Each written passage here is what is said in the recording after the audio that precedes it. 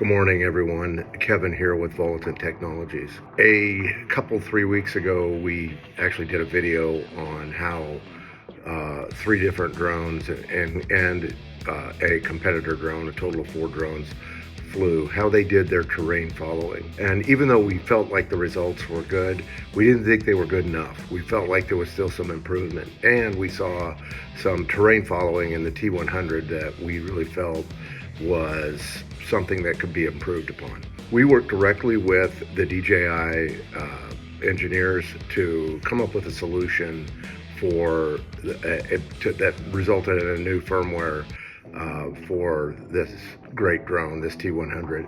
So what we have next is it looks like 2 drones. It's actually a single drone with 2 different sets of firmware. The one was the publicly offered firmware that we were using when we did our last test, and the next one was a beta firmware that you don't have available to you right now just because DJI just finished it and just hasn't pushed it out yet. So take a look at how the 2 drones fly.